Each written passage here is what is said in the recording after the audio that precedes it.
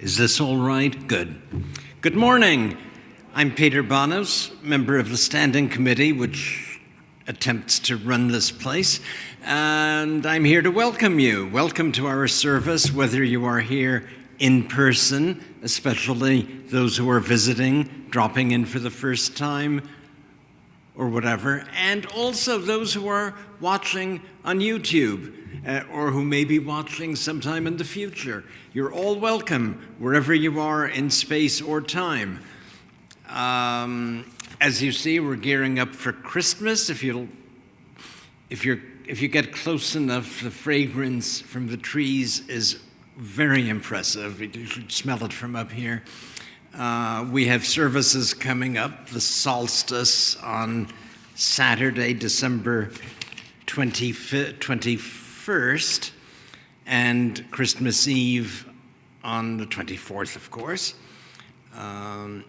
We'll have more about that in the future, but just letting you know. Meanwhile, we have more important, more immediate things going on. Social justice community is meeting after lunch today, or during. You're serving lunch, aren't you? There will be lunch, but you can have a bite at coffee hour first and get to meet people. Tomorrow, our preacher, by the way, today, service leader, will be our intern minister, Lindsay Donnelly-Bullington. She will also be hosting something new tomorrow, a tea time, which she will tell you more about, I believe, and something that's been going on all of this church year. Her covenant group will be meeting tomorrow evening. You can read more about these things in the bulletin, order of service we call it.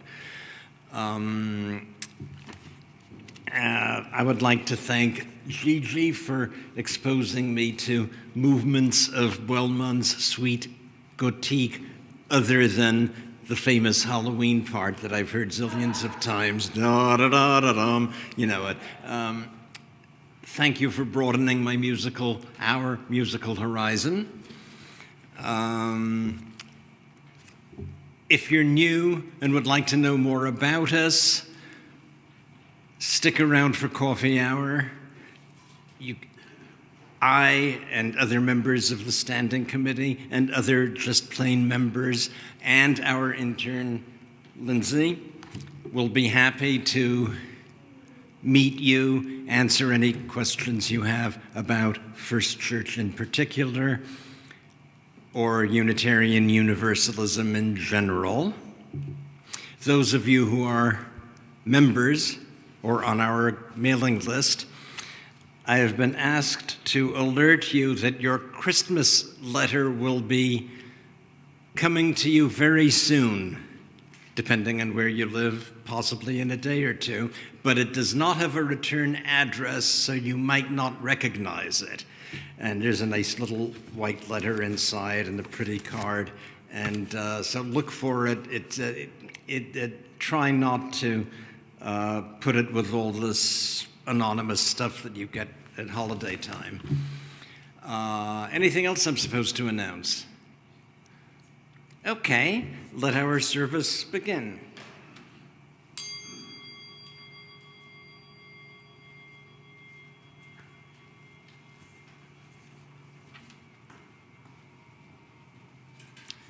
Good morning. My name is Lindsay Donnelly-Bullington. I use she and her pronouns, and I'm so glad that you are here so that we can worship together. As we work our way through reimagining the 1630 covenant of this congregation, this month we are asking, what could it mean to be in community? We gather here, now, in person and virtually, in real time or watching later, to build something new, to build this iteration of this community. In community, we make room for ourselves and each other to grow and to change together, to embrace our abundance and to more fully experience the capacities of our capabilities. As we gather to nurture our connections, we glimpse new possibilities and move into the messy space of becoming together. I'm glad that you are here so that we can keep becoming together. We mark this Sunday as the second week of Advent, the Christian observance of the 4 weeks leading up to the birth of Jesus. In this multi-faith congregation, we enter into this observance from a number of different perspectives, a number of different proximities. I invite us now into a practice of anticipation, of preparing for a new beginning in the time that swirls around the winter solstice, the new year, and Christmas. By tradition, each Sunday of Advent has a different theme, and today we light the second candle for peace.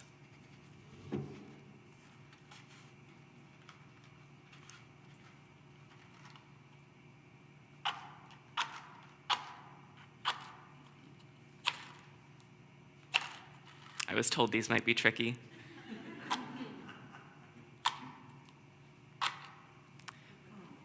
And that's why I brought backup.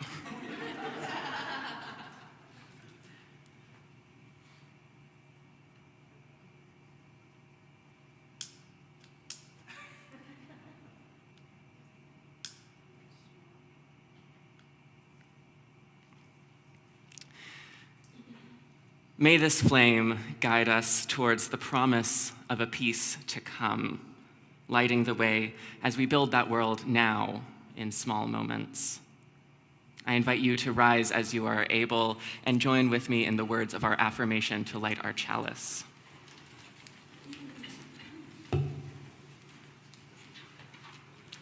Love is the spirit of this church, and service its law. This is our great covenant, to dwell together in peace, to seek the truth in love, and to help one another. Please take a moment to greet one another, being sure to wave to the camera to say hi to the folks at home.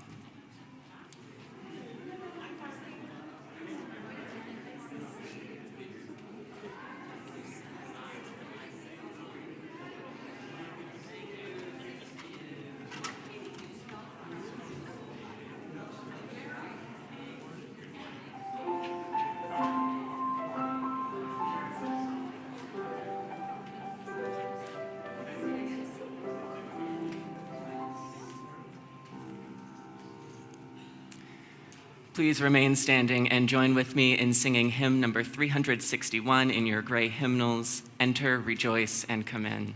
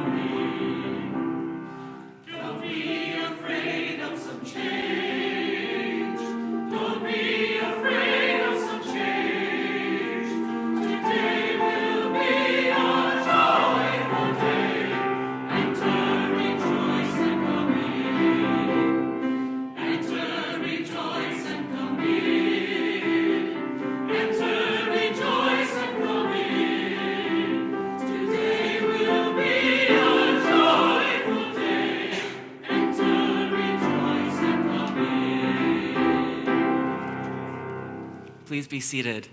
I invite Dan Palazuelos forward to deliver our Time for All Ages.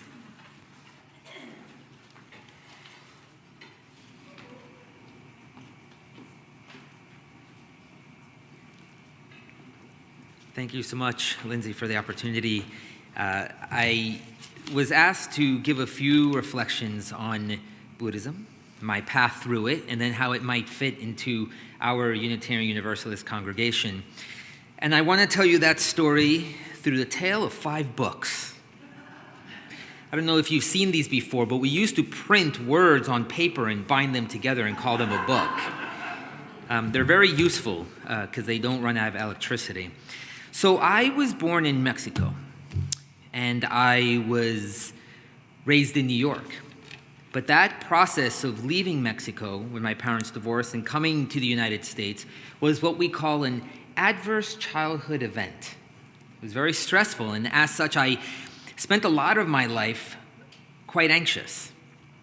And so when I heard about a Nepali prince at the base of the Himalayas who had taught us that there were 4 noble truths, and they were all life is suffering, suffering is caused by desire.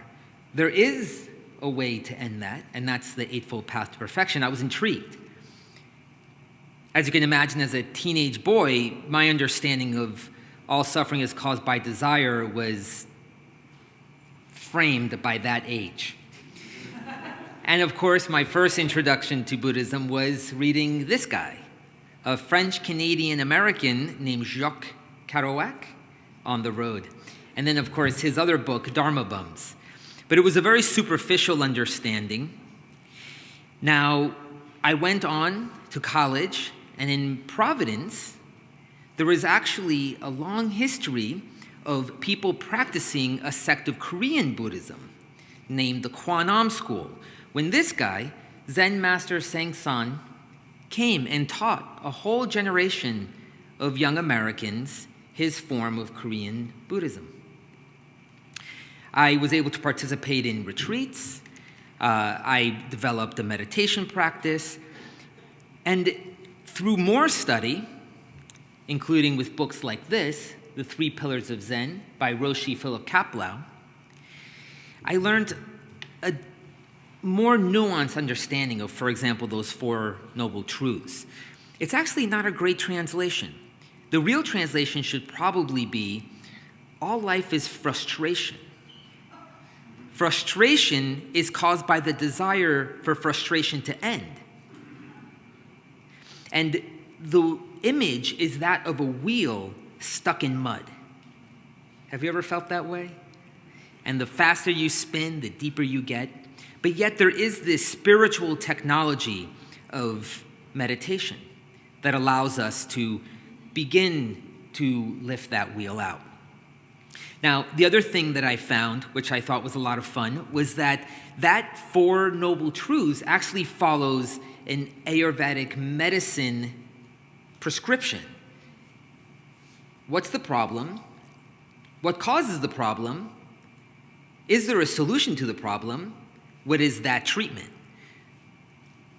That was good for me because next I went to medical school. And at medical school, it was wonderful, one, to have my meditation practice during those hard times, but then also I met a group of Zen Master Sengsan's original students who are now all working as hospice nurses. Because one of the things about Buddhism is that it doesn't skirt this essential question of life and death. It actually starts there. And this small prayer was always of great solace to me, so much so that my wife and I, Lindsay, we had it in our marriage vows. So I want to read it to you. It's called The Human Route. Coming empty-handed, going empty-handed, that is human. When you are born, where do you come from? When you die, where do you go? Life is like a floating cloud which appears. Death is like a floating cloud which disappears. The floating cloud itself originally does not exist. Life and death, coming and going, are also like that. But there is one thing which always remains clear. It is pure and clear, not depending on life and death. What then is that one pure and clear thing? The answer is the question. And that's a big part of Buddhism, is that it's a need to strip away these illusions of self and permanence that we often have. Interestingly enough, I actually found that I wasn't the only person that discovered Buddhism and meditation, but it was coming into American society through a different route. It was coming in through mindfulness, which was a form of, I think, self-improvement, and maybe even a way to improve your own performance. And what was lost was these other elements, whereas through this hard spiritual work of rearranging your psychological architecture, you can get to the most important thing, which is compassion for others. And so when Lindsay and I got married, she was raised Jewish and I was raised Catholic, practicing Buddhism. We needed a space that could hold all of this messy interpersonal architecture, and we found it in Unitarian Universalism. And our names are over there in that wall. And I was fascinated by this question that this book starts to answer, which, what makes you not a Buddhist? Which was this idea that it's not about you. It's about compassion. And so over time, recently, I had what we'll call an adverse adult event. My mom died, which was probably one of the hardest experiences of my life. And I'm very thankful that I had you guys and this congregation, but I'm also thankful that I had the practice of Buddhism. And I found great solace in this book by Pema Chodron, which is more in the Tibetan tradition, but nonetheless, her book, When Things Fall Apart, reminding us about the essential groundlessness of the human experience. And meditation is hard. I've had my mat there in the corner of my room for a long time, and I've sometimes sat on it and sometimes just looked at it. What I realized is you need the Sangha, which is the group that you can all come together and practice together. So earlier today at 10:30, a group of us met in the bell tower to start our UU Buddhist meditation practice. And we invite everyone to come. We'll do it every week. And it reminds me of something that Zen Master Seng San said, which was, when you want to wash a lot of dirty potatoes, put them in one large bowl and mix them, because then they'll wash each other. So what better definition of community, of building that community, and I hope one day we can be together to wash together. Thank you.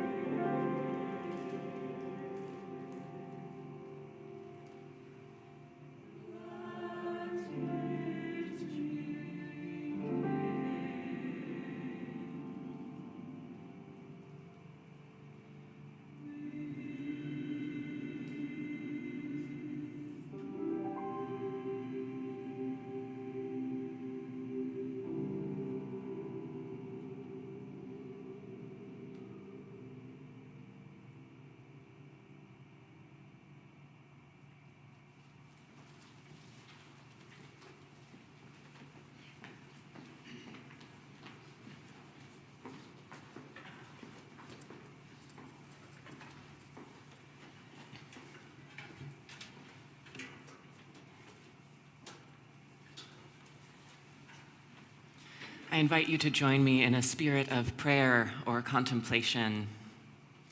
As we enter this moment, pay attention to those present around you and in this community, maybe by looking around you or at the broadcast, maybe by listening for shuffling in seats or for breaths, or just know that they're present. As we join in shared worship and collective reflection, I invite you to take the deepest breath you've had a chance to take today.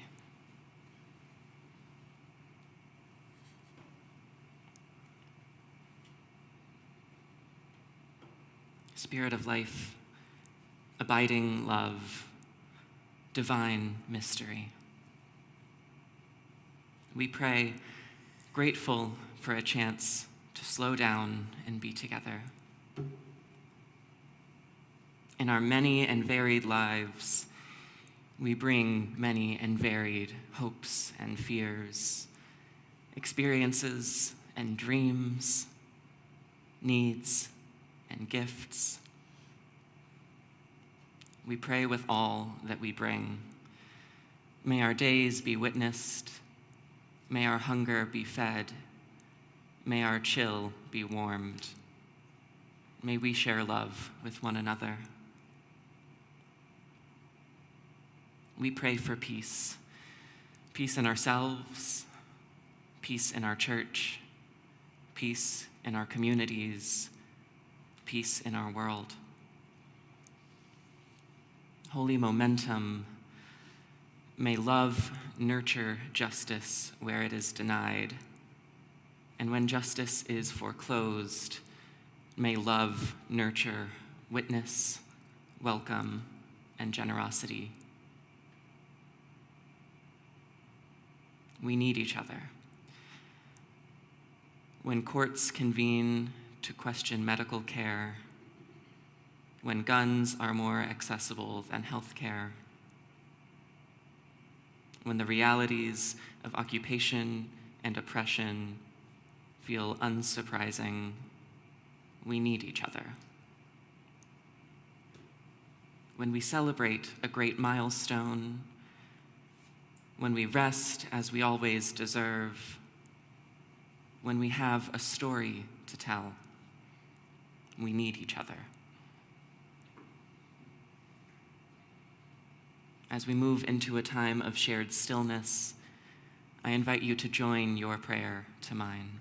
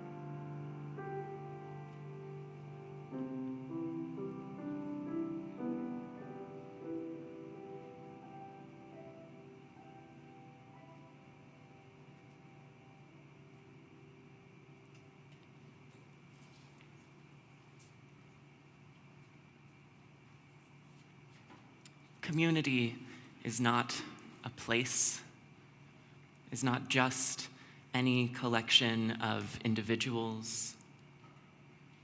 Community happens when we share our gifts generously, our gifts of time, talent, and treasure.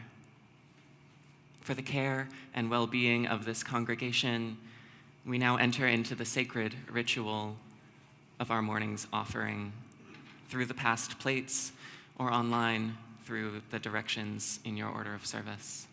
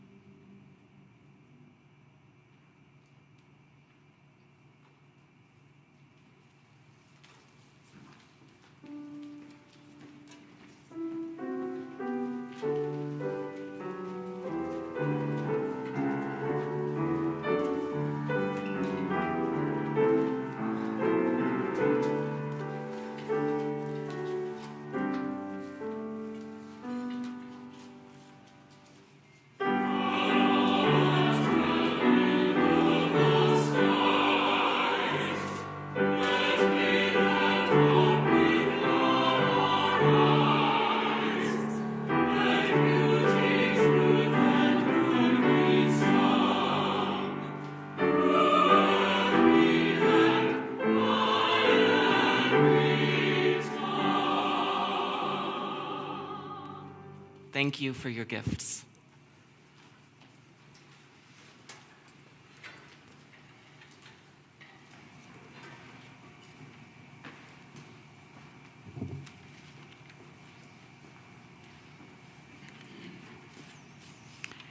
Our reading today is Come As You Are by G. Peter Fleck.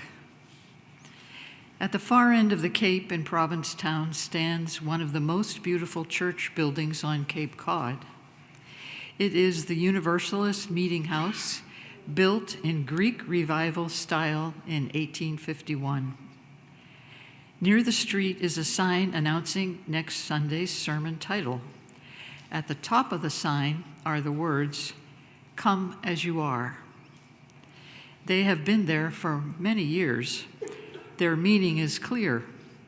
You do not have to dress up to be admitted to the service. You are welcome as you are. It has occurred to me that the words "come as you are" can be given a deeper meaning, a cosmic meaning. We do not live in a judging universe in which we may ultimately be weighed and found wanting, but in an accepting universe, a universe that welcomes us as we are, that embraces us with open arms. If we are to come as we are, there must be those who receive us as we are. On the cosmic level, the universe embraces us as we are. On the human level, we depend on others to welcome us as we are. And those who welcome us will in turn be welcomed by others. The Dutch, who have a knack for saying things well in an unpoetic way, tell us, "Dare to be who you are." Come as you are is really an invitation to take that dare. It is an admonition to act in keeping with our own being, our own nature. Those among us who cannot muster the courage to be who they are risk losing their identity. But if we can learn to accept the liberating invitation to come as you are, we may risk finding it.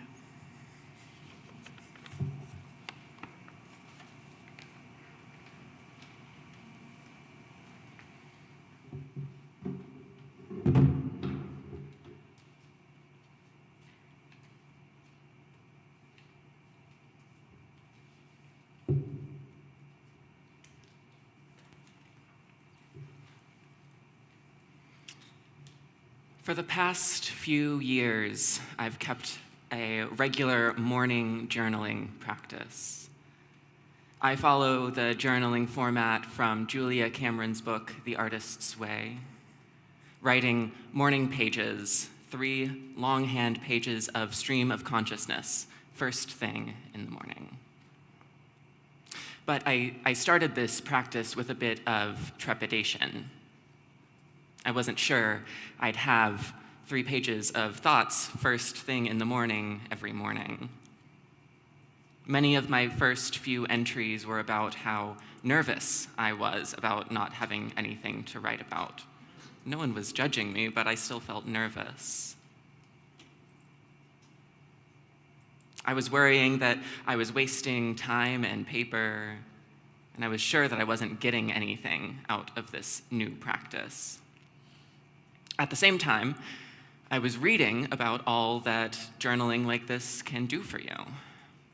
I was inspired by promises of spiritual growth, nurtured creativity, and routines of writing. As uncomfortable as I found it to start, the regular, steady practice offered enough to keep me buying journals. And it did get easier after a while. I was assured that it was fine to just write the words, "I don't know what else to write," and then guess what? You've written something. In time, I found that I was writing fewer and fewer notes like that, and the practice became steadier and steadier for me. Still, though, I didn't feel like I was quite meeting my own expectations about what would show up in my morning pages.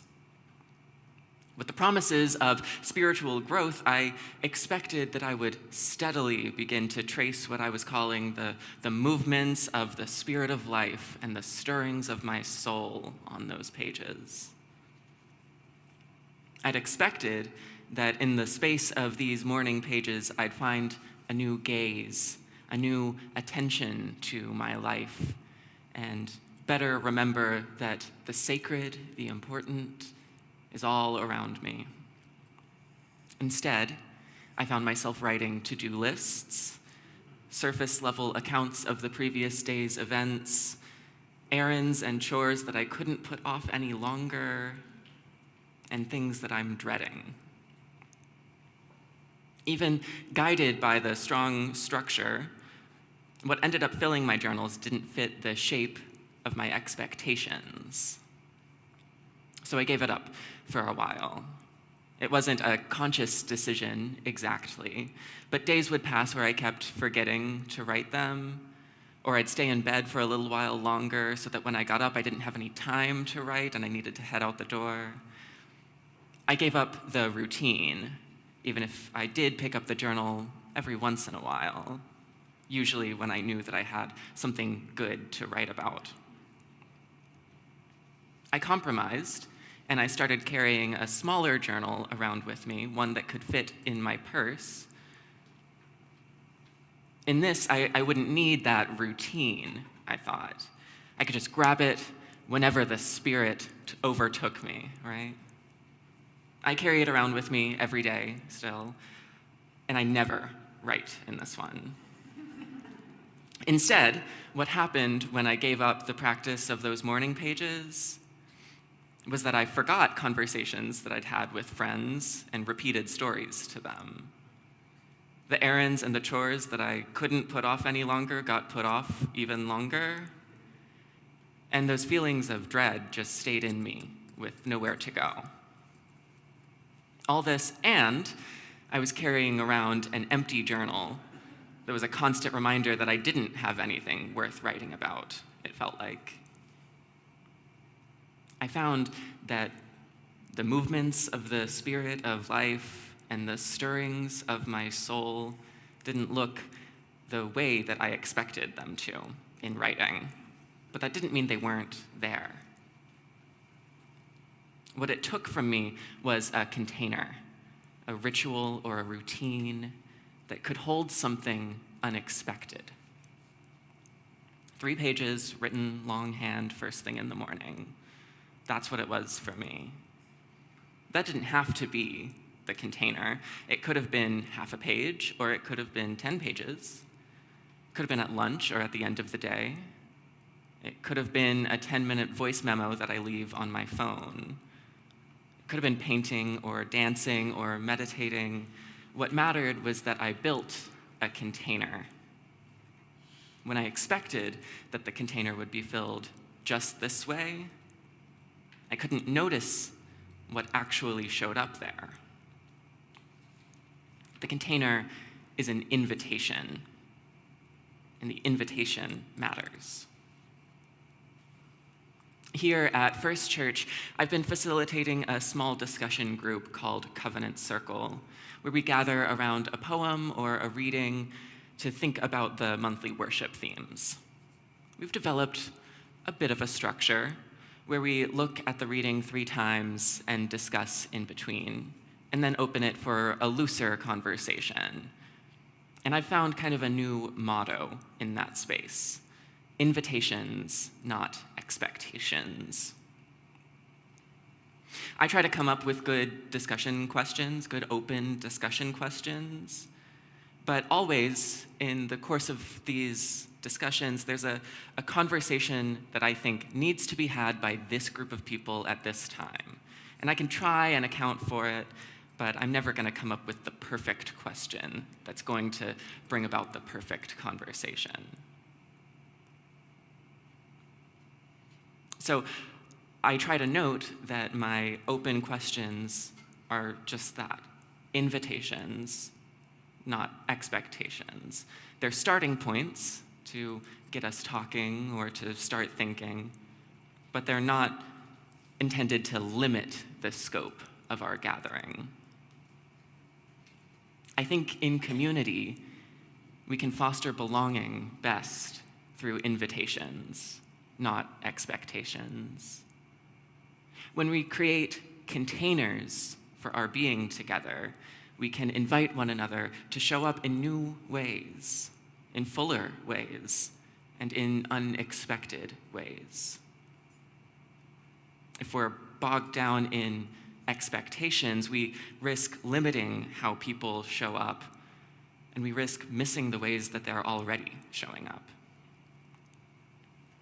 Paula Cole-Jones, a lay leader in our movement, speaks about how we use the metaphor of families to describe our congregations pretty often, especially when we feel a lot of care and belonging in that community. She contends, though, that our congregations aren't like families, really. We don't all look the same, and we don't all have shared experiences. When we describe our congregations as families, we make a lot of assumptions about what families are, and then project those onto our congregations.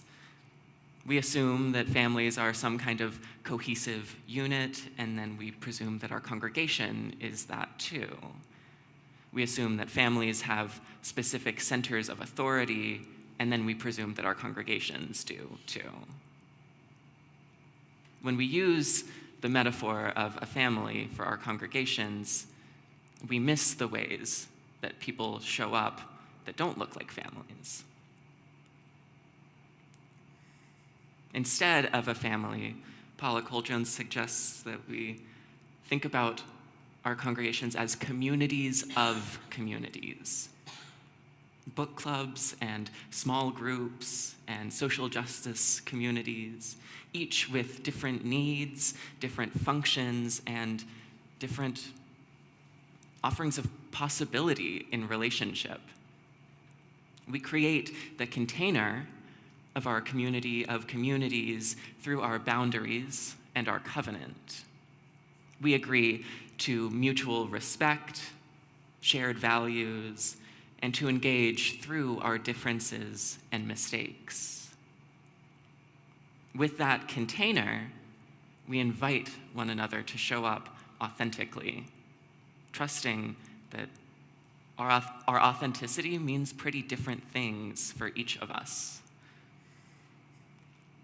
Last week, I hosted the first of a series of tea times, which I'm going to continue to host here Monday afternoons from 1:30 to 3 p.m.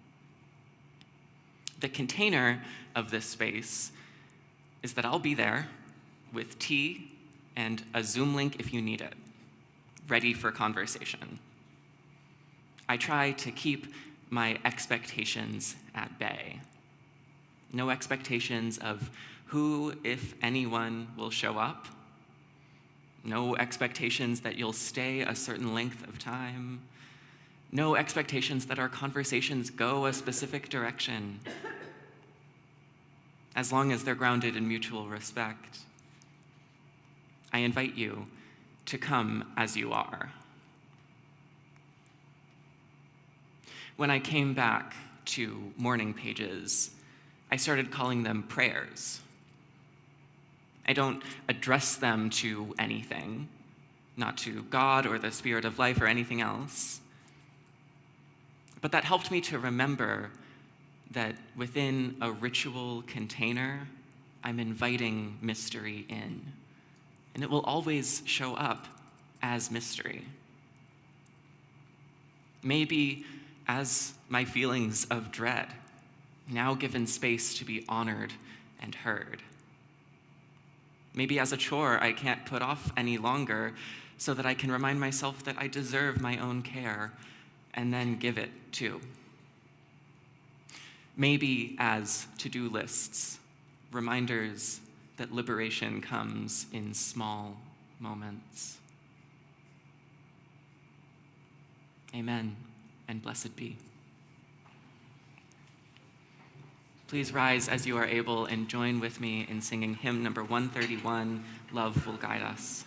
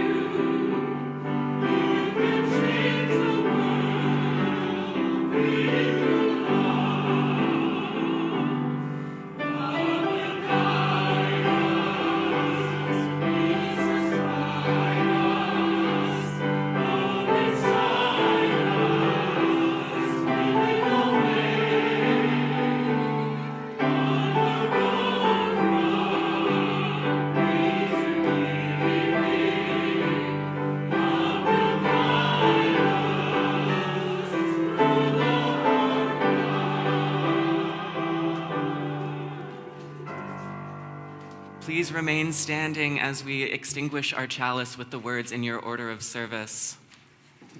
We extinguish this flame, but not the light of truth, the warmth of community, or the fire of commitment. These we carry in our hearts until we are together again. Within each of you is a blessing. Go from this place together and bring them out of one another. May you carry this blessing with your own. You are abundant, shaped in a love that fortifies you. Go in peace.